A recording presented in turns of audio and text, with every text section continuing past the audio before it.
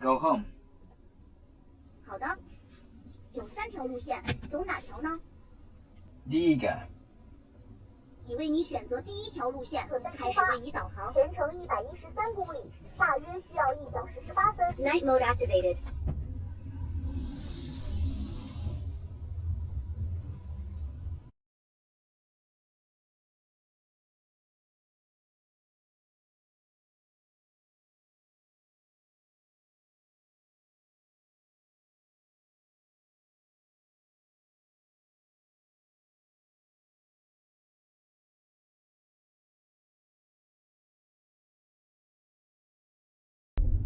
Today is Valentine's Day, 14th of February, and I'm just returning back from my business trip.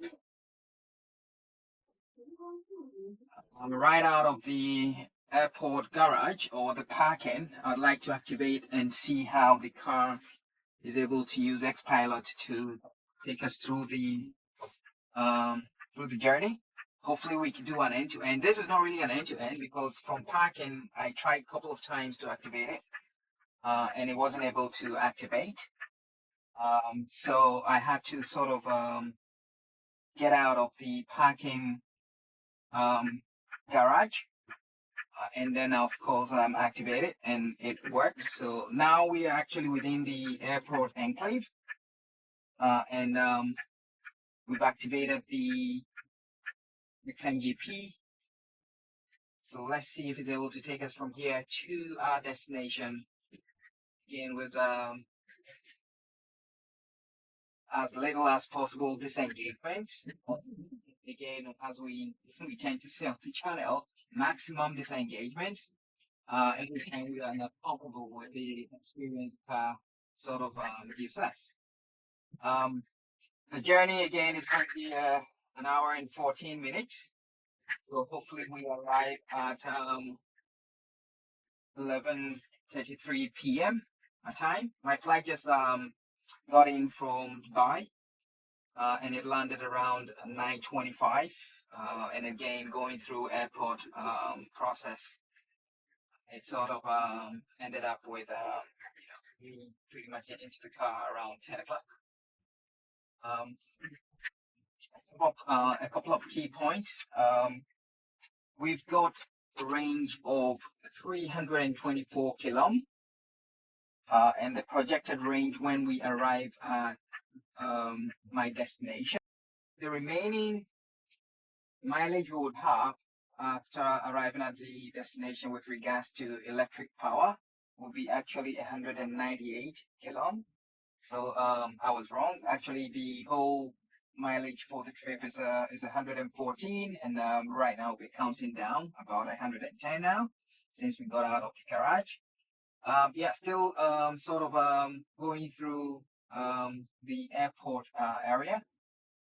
It's all this whole enclave is again is part of the Guangzhou airport, and hopefully we would get to the toll gate and see if we are able to go through the toll gate smoothly.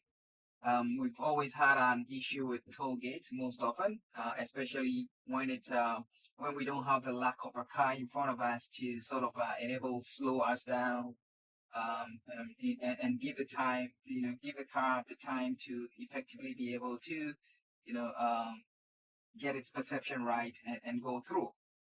So we've had that challenge for quite a bit. So hopefully, we get to, well, we could have used a different route, but unfortunately, we've already skilled past this. I don't know if it's possible to turn that on, which was going to give us 11 RMB less, which would be good. Any amount saved would have been great, but we missed that. So we're still going to maintain the route that we had actually set from the get-go. Yeah, I hope you guys enjoyed your Valentine. I wasn't able to have any Valentine given that the trip was pretty much on Valentine's Day. So hopefully this will be a good experience as a Valentine gift more or less to myself.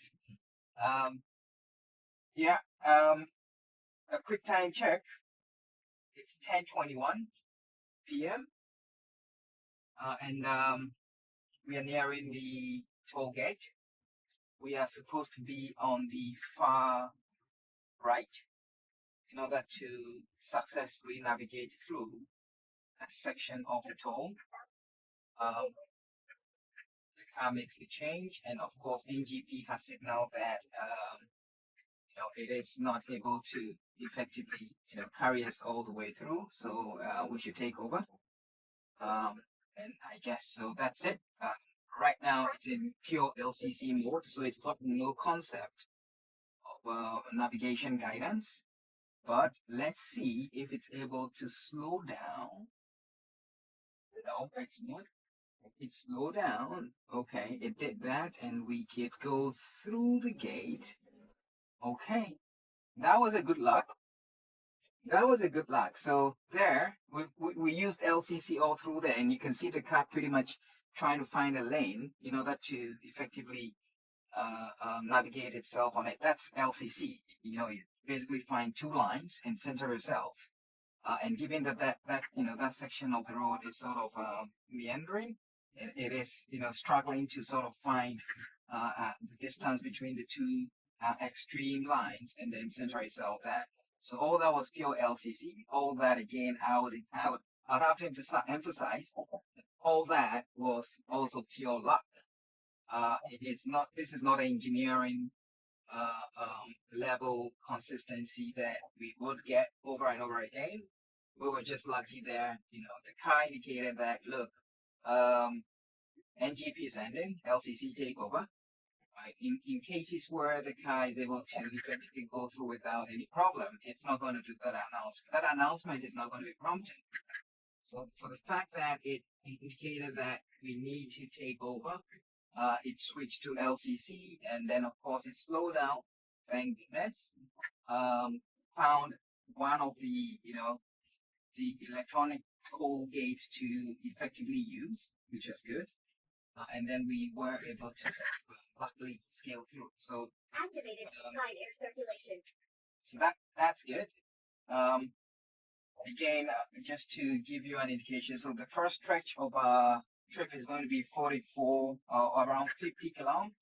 And at the 44th km mark, there is opportunity for us to sort of get to have a rest.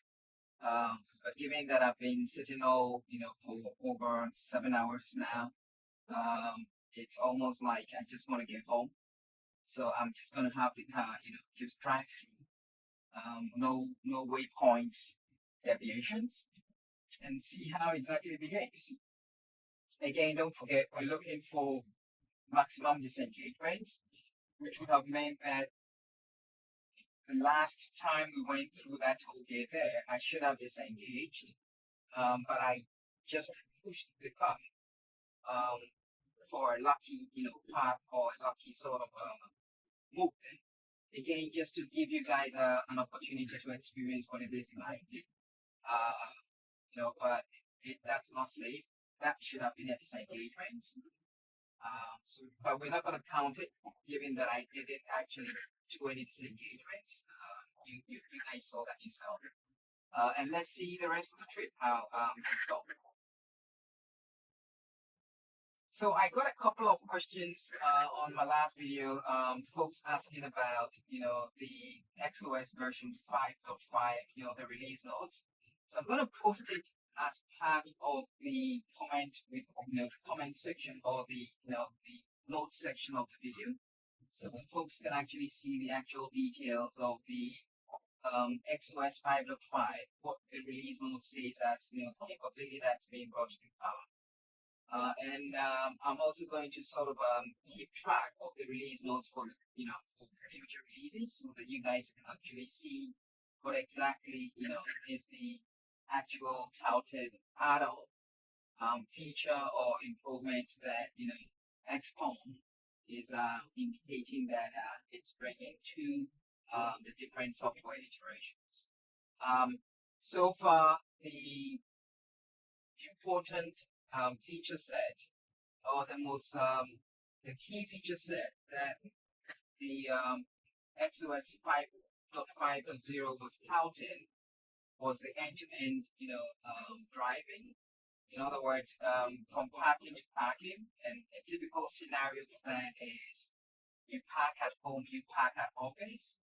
So if that particular, route is something you do consistently every day, you're parking at home, you've got a very more or less a static parking space at home, you've got a static parking space at the office, then technically speaking, you can then activate the AI valet driver feature, which would actually do the drive from point A to point B in sort of almost a smooth way.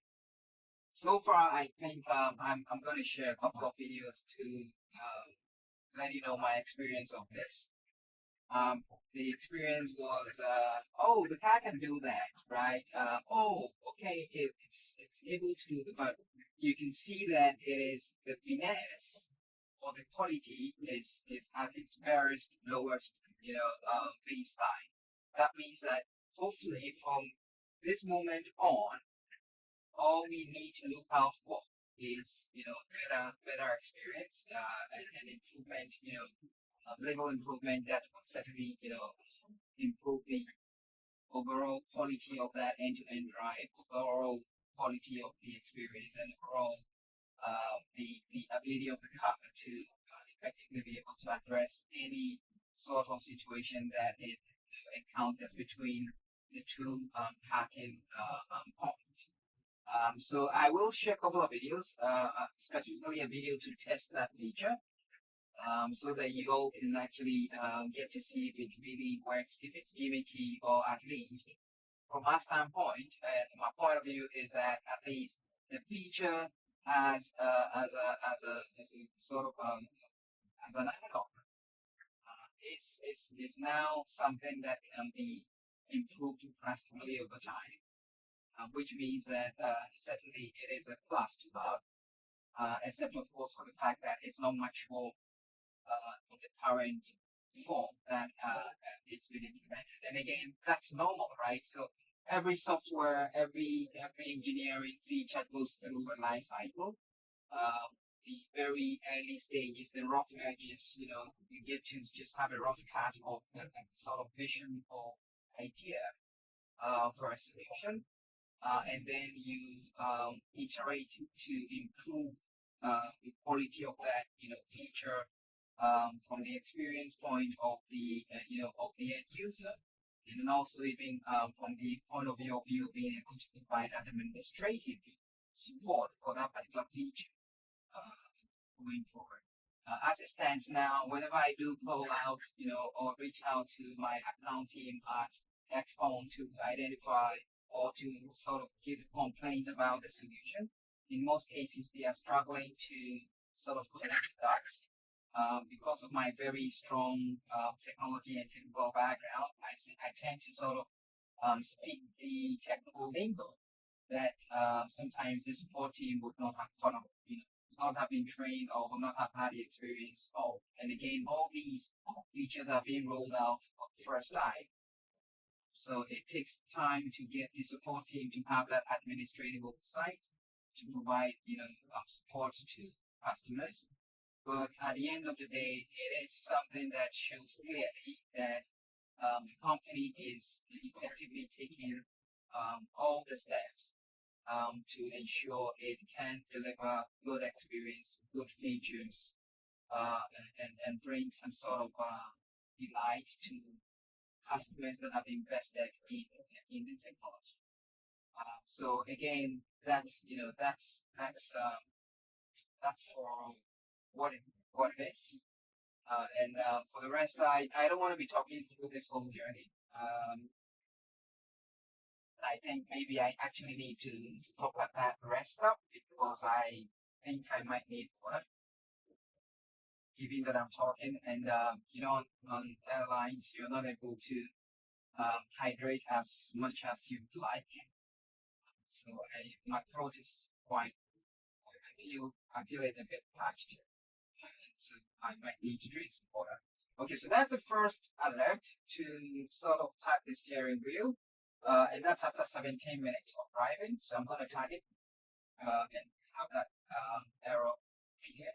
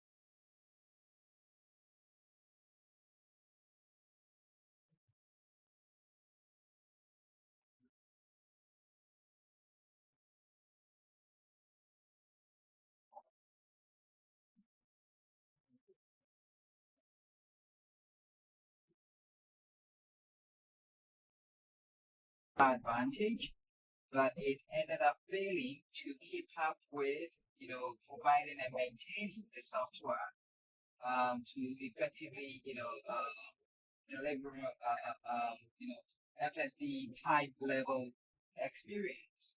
So since then, Li Auto, Huawei, you've got Geely, you've got Zika, all these other guys have actually found ways and means to actually match up to XPENG, and somewhere along the line even exceed the feature set and the capability of XPENG cars on the road. So, for instance, the Li Auto, and I'm very, very impressed with what the chaps at Li Auto have done. Given the level of iterations, the fast iterations they actually went through within a short period of time to ramp up the capability of their own, what they call the navigation. I think it's NOP or is it, because everybody is using something starting with N and it's either O or G or A or whatever, in between there, and then a P at the end.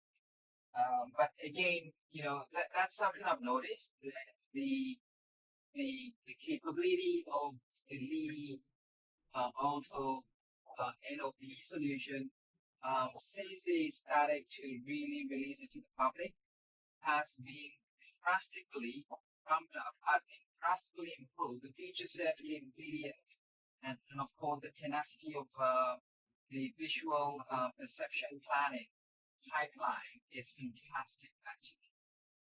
And it's something that I've recognized. Also, the same with Huawei. Huawei is pretty much doing like beautiful stuff. But given that Huawei is actually not like, it's not owning the full stack, we only provide,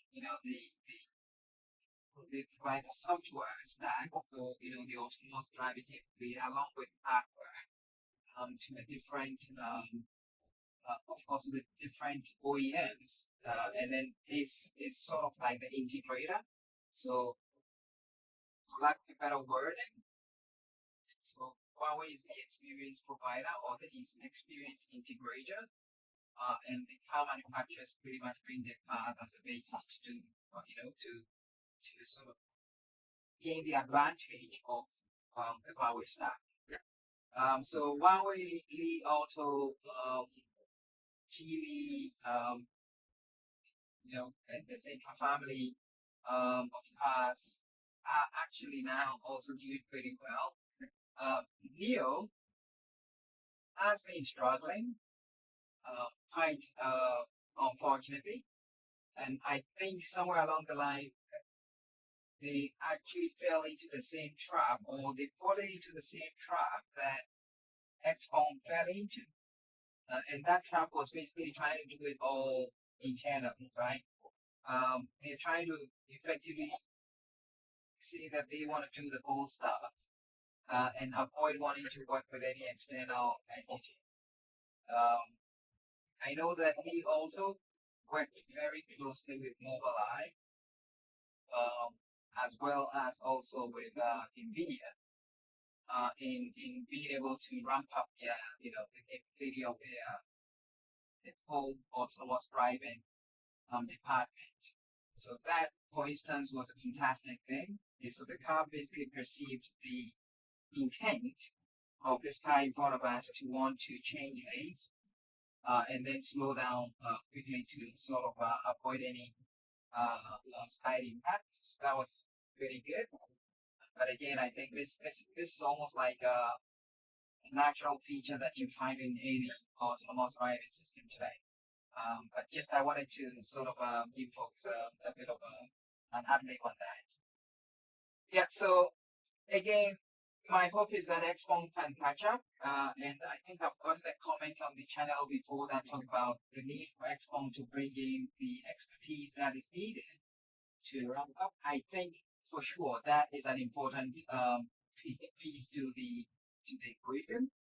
But somewhere along the line, I suspect that with the current trend with DeepSeek and homegrown solutions, it might be an idea that would not perhaps fly, because now it will be like we can do it, and therefore we don't need any external party involved, and maybe somewhere along the line, that kind of thing usually happens. Everybody trying to sort of do a nationalistic thing. I really don't buy this concept anyway. Everybody trying to portray too much that it's all that and that anyway. But that's a political play that I don't love to that play. But this is something that I can tell you that I observed with the Li Auto family of autonomous driving capabilities, and I think it's a problem that I actually find very enticing. Given how the company quickly, and I think it was within a time frame of 4 years where they were pretty much at zero, and were able to ramp up so quickly to deliver even a level 3 experience that was meeting XPENG's capability, and in some cases even exceeded what XPENG was able to do. Now we're nearing the the waypoint, which is supposed to be the rest of that. I like to sort of get some drinks, or maybe get some food. So the car is effectively slowing down, has navigated to the exit lane, and is getting off the highway to enable me to smoothly engage right here. Yeah, so here it switches to LCC, and with LCC you have to definitely take over, because the car is practically just operating on the principle of looking for a lane. So yeah, so that's the first part, almost the first part of our drive. I will see where I can get a drink to buy.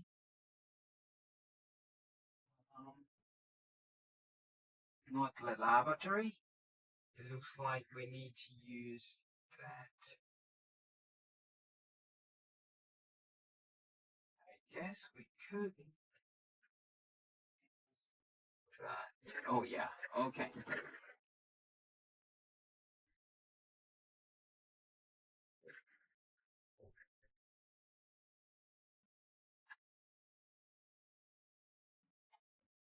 All right.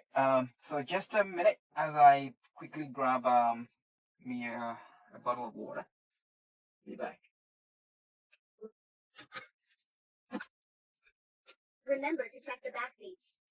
Never leave any child unattended in the vehicle.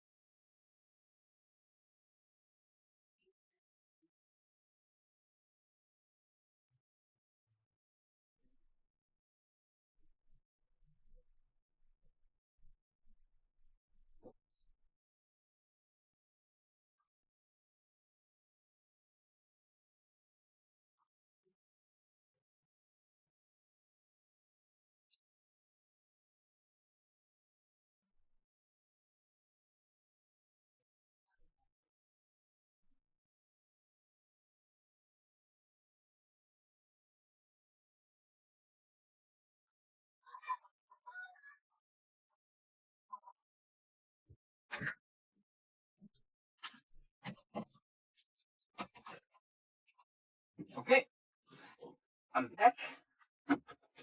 And we will get back on the road. Night mode activated.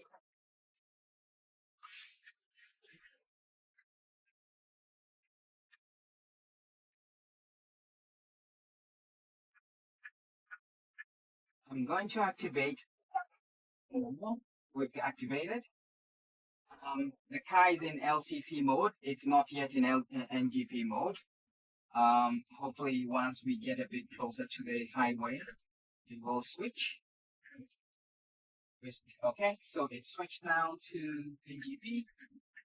So we back on the road. This disengagement I wouldn't consider as a disengagement because I needed to stop a waypoint. I set up a waypoint to sort of do a rest stop run.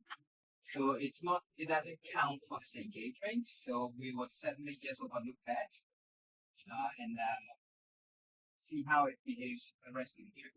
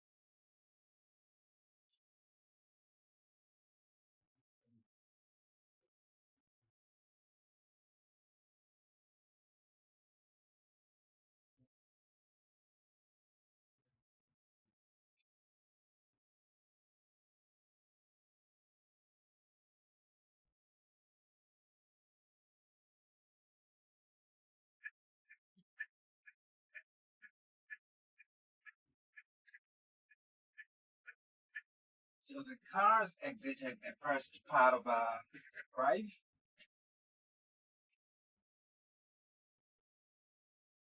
And there is a bit of a complex road network here. It needs to get itself on the right route. And with that, we are able to get to the next part of our trip.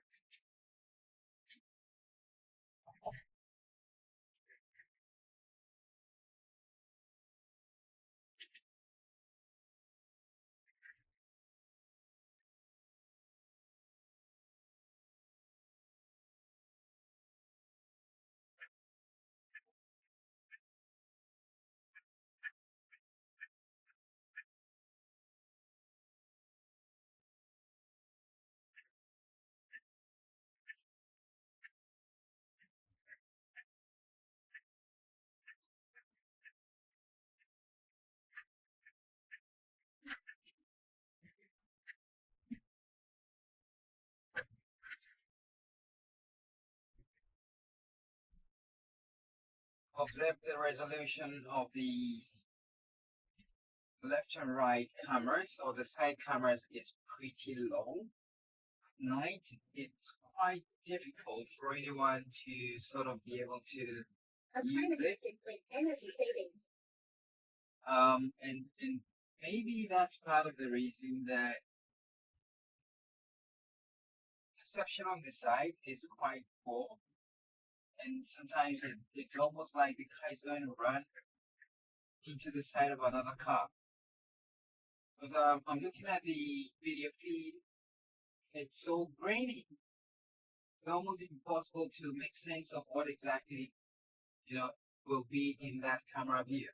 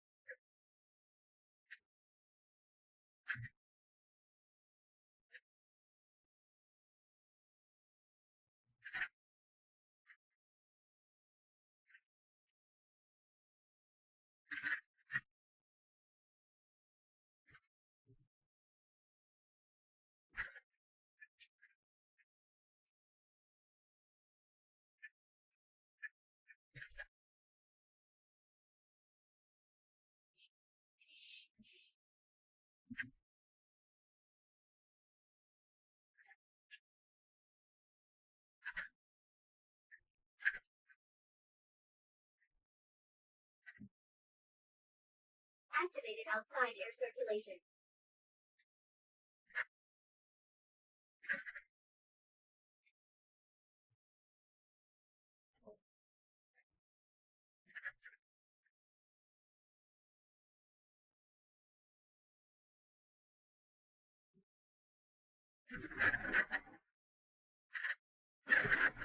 Cars activated at high beam.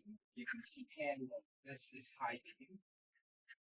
And that tells you that it's pretty much using perception to visual perception to sort of get a sense of the road.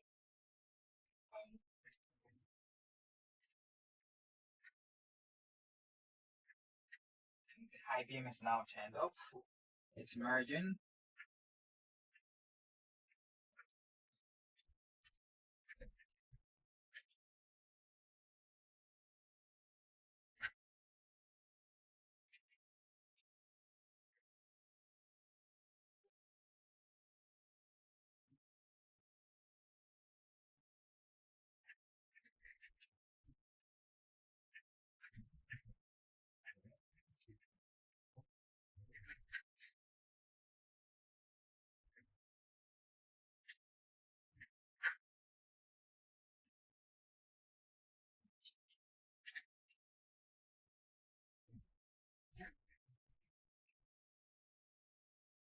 Okay, the speed limit here is 120, but the car is gradually ramping up speed.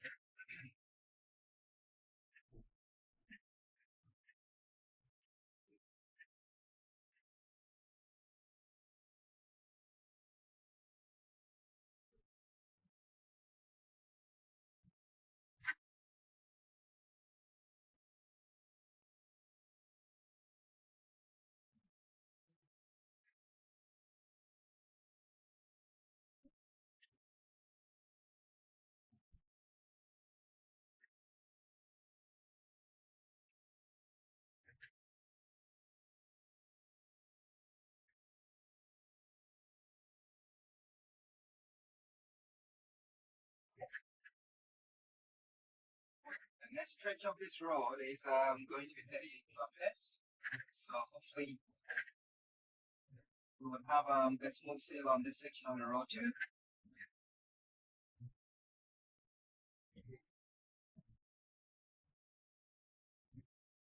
The time check. Time is now 11:03.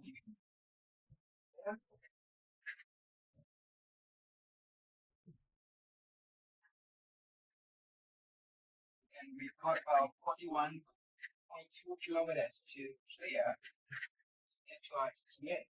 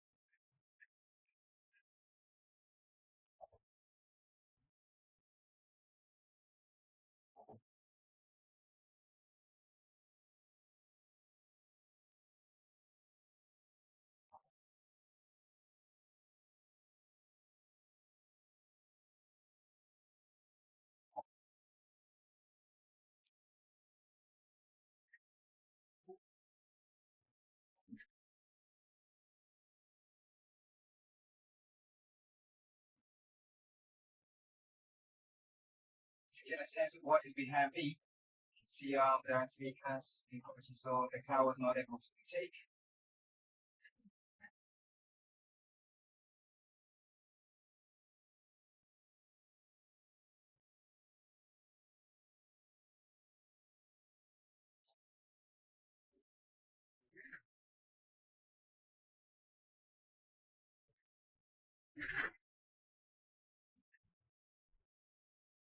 chance now. There's another car there, but that chance was good, so it's able to sort of make that little change.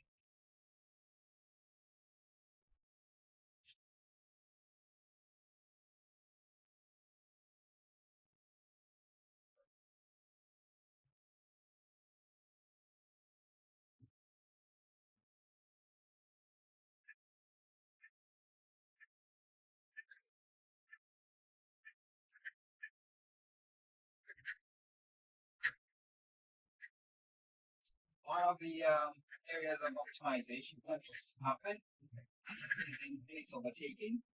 So sometimes it slows down drastically to match the speed of the car in front before trying to change lane.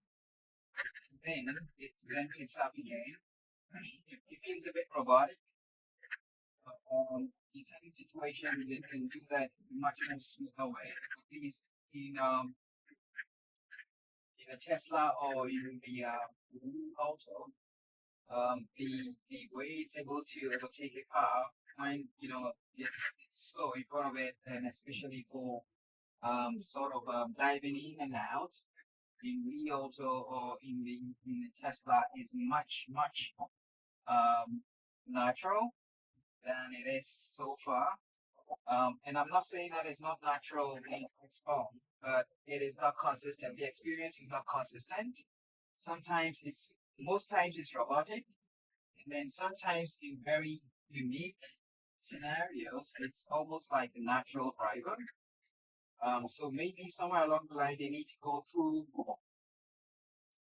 the training base to to root out some of those scenarios where the car actually then is very robotic, and then retain the data set that actually shows how the car should be able to overtake in a much more natural way. Yeah.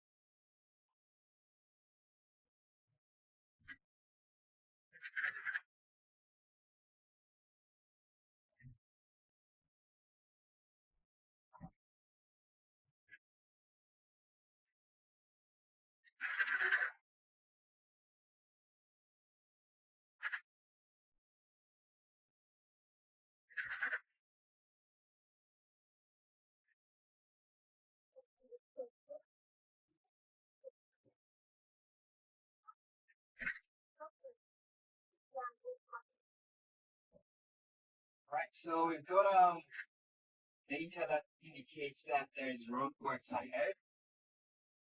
So we just got that played through the voice announcement. That means we should be a bit more rough attentive here.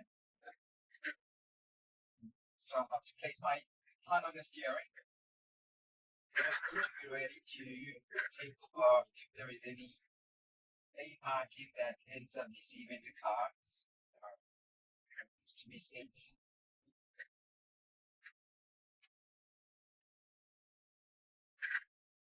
And you can still see that the car is still engaged with a long heavy line. So that should let you know whether I'm still engaged or disengaged.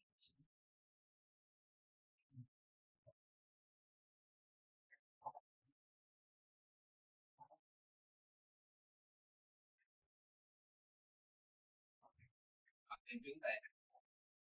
Okay. How would you do that? That's for planning. So even I could see that the car on the left was moving a little faster than the car on the right. So I would have changed lanes. So again, that's sort of one of the things that I've complained about in the past, having to use the glider effectively. That was completely a situation that failed to use glider because with glider you could have been able to calculate the speed at which we were approaching those two paths, and it was clear that it would be, it would have been wiser to just retain lane and then overtake that car, then pick up. But again, these are kind of the problems that you observe every now and then.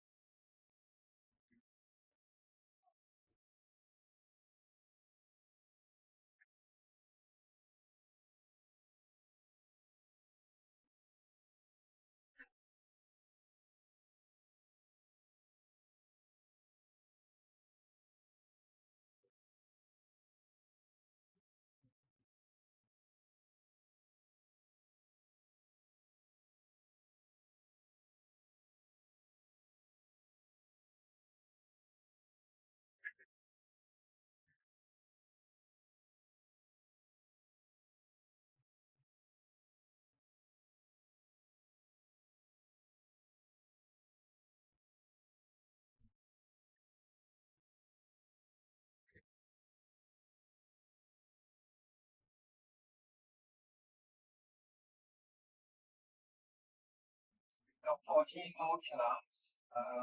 About 14 kilometers more to arrive at our destination. 10 kilometers to get to Tollgate.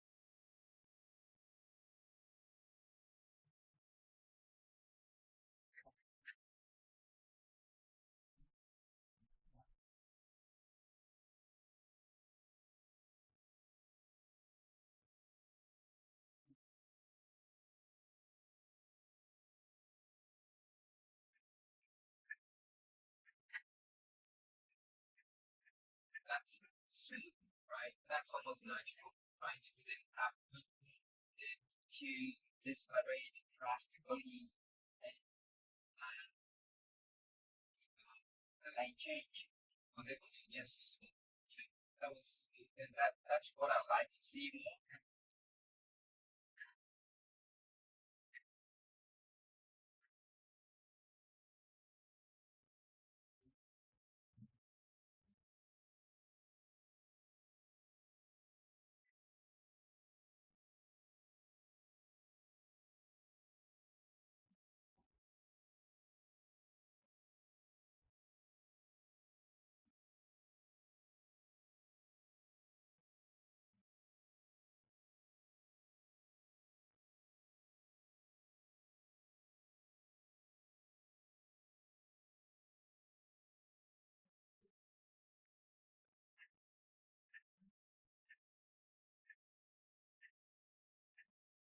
I can tell you for a fact that a Leo to a Tesla would have basically been able to do that, lane change smoothly, planning between those two paths, and boom, on.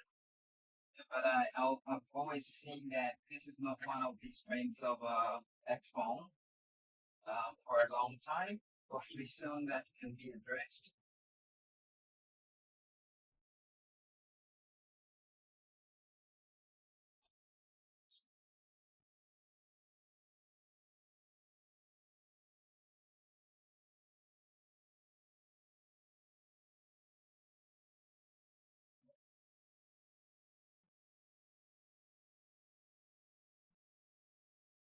Looks like that truck is losing tires.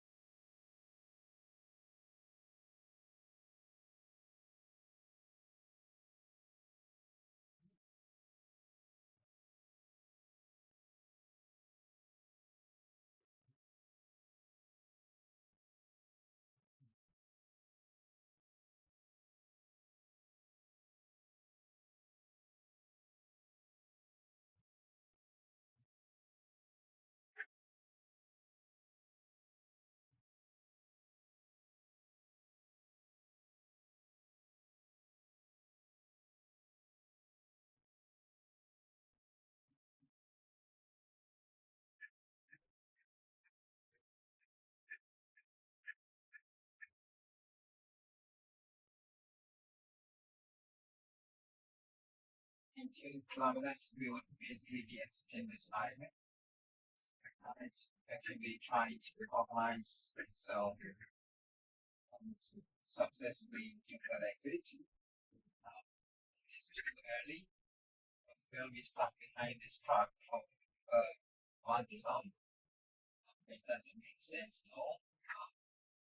It's going to wait for this Honda to move, and then I'll tell it to record, and I'll tell it to change lanes so that we can overtake this car before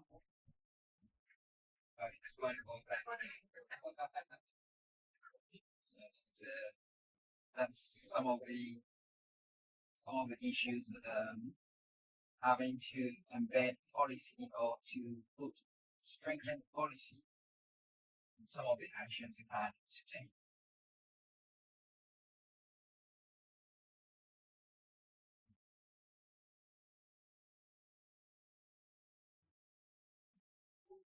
Time check. This is 11:26. We've got about 10 more minutes to round up this trip.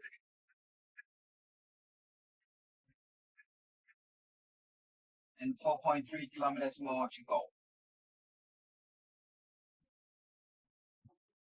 We're going to be switching to LCC. We've got that, that alarm or that alert.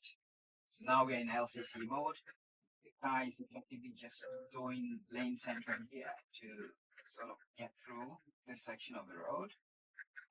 It's slowed down drastically. It's around 30, and I think it's too uncomfortable. So I'm going to urge it by having to and you can tell that it's struggling because its reception quality is not able to match the speed that I'm actually trying. So here, I guess I will enable still keep up with it. Per hour speed limit, and then maybe a little bit.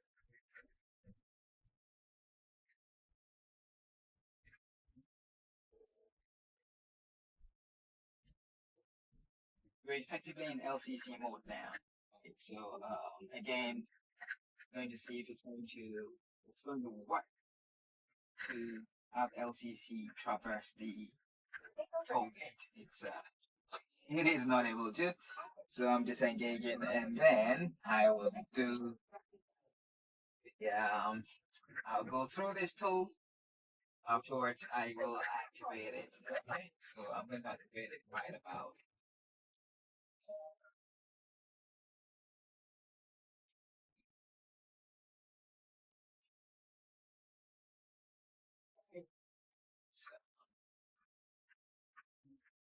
It's going about just a bit fast, almost running into that car. Okay, it's sort of getting its way around.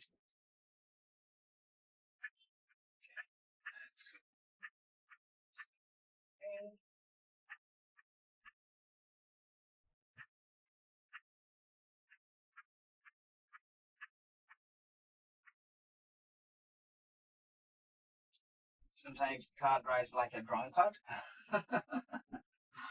Yeah, when those moments happen and you have a cop behind you, I think it will be wise to disengage, because you might get pulled over, and the cop might think that you are under the influence of something.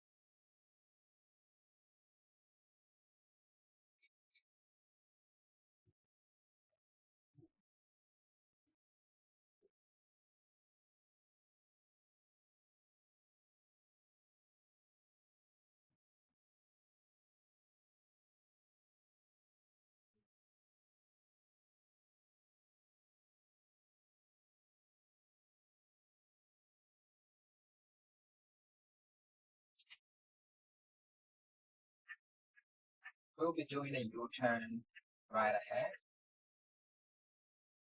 In a couple of my videos, I've already shared how the U-turn experience is quite not refined. But let's see if we could actually, have the car share its own experience of the U-turn with you guys. Again, I'm pretty ready to disengage here because sometimes it just pretty much does a U right into the middle of the road there. Like that. I need to disengage because the car was Alright, so activated it back. Let's see if it can make the turn into my place.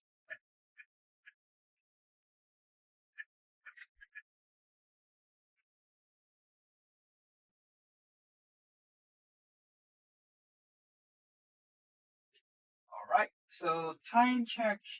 We are almost at our destination. I think the original ETA was supposed to be 11:36. We're able to shave 2 minutes off. And we arriving around 11:34. It's about 11:23 now. So, well, all things being good, I think it was a successful drive. I'll see exactly what's going to do. If it's going to really do the U-turn in front there, because it's signaled it has to do a U-turn. Stand NGP would basically be exiting in 200 meters. Let's see how it does. Path plan, but the car is stuck. The car is stuck. Okay. Alright, so alright guys, so that's about it. That was the experience with my return back. This was a drive from the airport returning me back from my trip home. The whole trip was around 114 kilometers. That span an hour and 14 minutes. If I just gonna exit out of this yeah.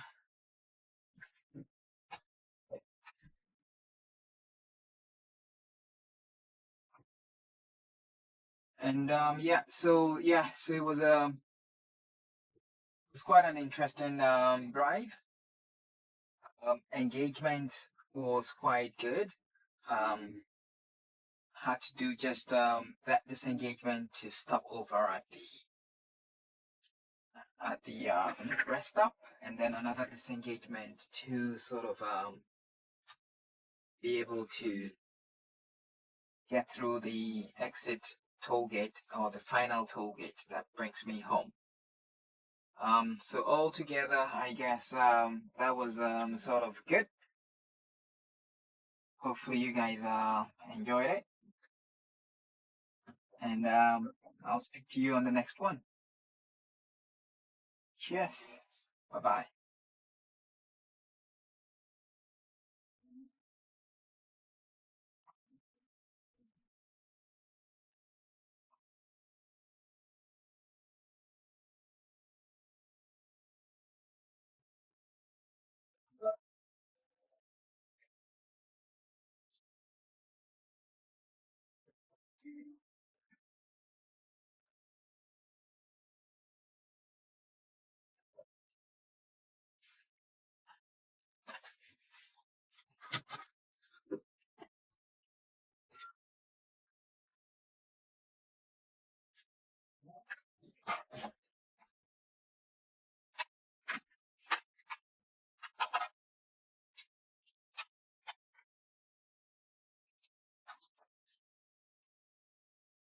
Stop recording.